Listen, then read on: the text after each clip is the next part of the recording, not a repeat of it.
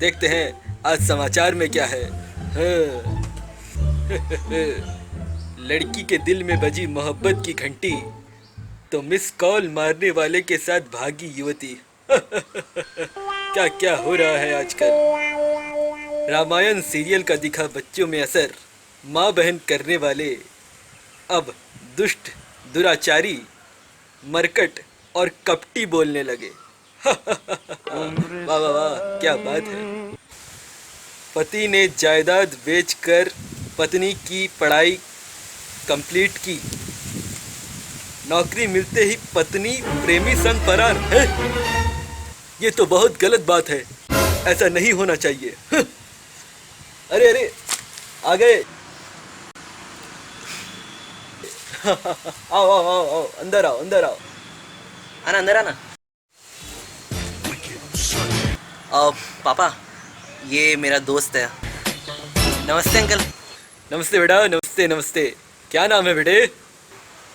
Uncle बीड़ी। बीड़ी? ये कैसा नाम हुआ भाई, थोड़ा नशीला नाम है। पापा, एक्चुअली इसका पूरा नाम भुवनेश्वर दामोदर है जी, तो शॉर्ट में हम लोग बीड़ी कहते हैं। तुम आजकल के लड़के भी सब कुछ छोटा छोटा चाहिए। हाँ? नहीं अंकल, सब कुछ नहीं। और बताओ बेटे, कैसे हो? मैं ठीक हूँ अंकल, आप बताइए बीड़ी फूंक के। है? बीड़ी फूंक के? ये क्या तरीका है बात करने का? कैसा दोस्त है तुम्हारा? है? Oh, no. अरे पापा, आप गलत समझ रहे हैं। एक्चुअली ये इसकी प्रॉब्लम है। प्रॉब्लम? कैसी प्रॉब्लम भाई? है? कह दूँ? हाँ भाई, बोल दे बीड़ी फूंक के। एक्चुअली इसके पापा का बहुत बड़ा बीड़ी का कारखाना था। अच्छा। है? एक दिन इसके पापा कारखाने में बीड़ी फूंक रहे थे, तभी वहाँ आग लग गई। अरे बाप रे बाप। और उसी आग में इसके पापा भी निपट गए। तभी ये वहाँ भागता भागता पहुँचा। ओहो हो। और ज़ोर ज़ोर से चिल्लाकर रो कर कहने लगा, ये क्या हुआ, ये कैसे हुआ, मेरे पापा कैसे मर गए। तभी किसी ने पीछे से आकर इसके कानों में कहा, क्या? बीड़ी फूंक के। और तब से इसको सदमा लग गया और हर बात के बाद बस यही बोलता है, बीड़ी फूंक के, बीड़ी फूंक के, बीड़ी फूंक के। अरे अरे अरे, बहुत ही दुख भरी कहानी है बेटे। मुझे माफ कर दो बेटे, मुझे माफ कर दो। अरे अंकल, आप मेरे पापा जैसे हैं, आप माफ़ी मत मांगिए बीड़ी फूंक के। नहीं बेटे, मुझसे भूल हो गई है, मुझे माफ कर दो, मुझे माफ कर दो बेटे। अरे अंकल, आप मुझे शर्मिंदा कर रहे हैं बीड़ी फूंक के। तुम लोग बैठो, मैं चाय लेकर आता हूँ। चाय पियोगे ना बेटे? हाँ अंकल, पी लूँगा बीड़ी फूंक के। तुमसे बात करना बहुत कठिन है। मेरे लिए मत बनाइएगा। तेरी मम्मी कहाँ है? पता नहीं। पता नहीं मतलब? I don't know. अबे हिंदी टू इंग्लिश ट्रांसलेट करने नहीं बोल रहा हूँ चूतिए। आंटी कहाँ गई बीड़ी फूंक के, वो पूछ रहा हूँ। अरे यार, पापा से पूछ ले। अच्छा रुक, आने दे अंकल को बीड़ी फूंक के। ये लो बेटे, गरम गरम चाय पियो। Thank you uncle. क्या चाय बनाई है अंकल बीड़ी फूंक के। बस बेटे, इसकी माँ से सीखा है। अच्छा, वैसे अंकल आंटी कहीं दिखाई नहीं दे रही, कहाँ गई बीड़ी फूंक के? बेटे वो दवाई लेने गई है।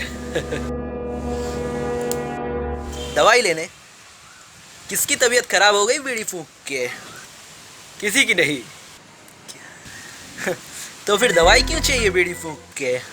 अरे पापा, आप क्यों सबको झूठ बोलते हो यार? अरे बेटे, झूठ कहा, सच ही तो कहा है। तेरी माँ दवाई लेने ही तो गई है। अच्छा, कब गई थी? 20 साल पहले। 20 साल पहले गई थी बीड़ी फूंक के? हाँ, और ये सबको कहते रहते हैं कि मम्मी दवाई लेने गई है। ये क्या कहानी है अंकल, बताइए कुछ बीड़ी फूंक के। बेटे, ये कहानी तब की है जब ये 5 साल का था। एक दिन मेरी तबीयत बहुत खराब हो गई तो मैंने अपने घर के नौकर रामू को दवाई लेने के लिए भेजा।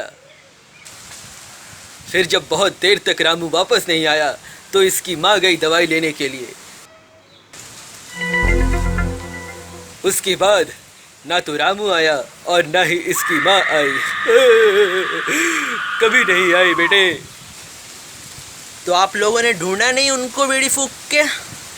अरे बहुत ढूंढा यार, कहीं नहीं मिली। अरे अंकल, मुझे तो लगता है दोनों भाग गए हैं साथ में बीड़ी फूंक के।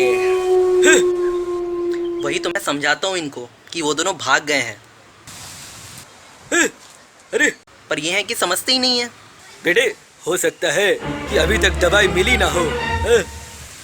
अरे अंकल, कोरोना की दवाई थोड़ी ना है जो अभी तक नहीं मिली बीड़ी फूंक के। सही बोला। ये मेरा कैसा दुर्भाग्य है। मेरी कुल नाशिनी ऐसा कैसे कर सकती है। कुलनाशिनी कौन? मम्मी का नाम था कुलनाशिनी।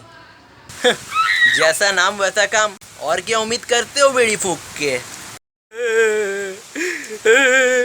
कुल नाशिनी, तुम कहाँ चल गई? लौट कर आओ मेरे पास। मैं तुम्हारे बिना नहीं रह सकता कुल नाशिनी। ओ बेंचोद। वैसे अंकल मानना पड़ेगा, अब 20 साल से आंटी का इंतजार कर रहे हो बीड़ी फूंक के। हाँ बेटे, मैं उससे बहुत प्यार करता हूँ। पता नहीं कहाँ होगी, किस हाल में होगी वो। किसके साथ होगी? नहीं, वो भी तो बोलो। आंटी कहाँ होगी, कैसी होगी और किसके साथ होगी? इस बात का जवाब सिर्फ एक ही आदमी दे सकता है, बीड़ी फूंक के। अच्छा, कौन? कौन बेटे? मैं जानता हूँ, चलिए मेरे साथ बीड़ी फूंक के।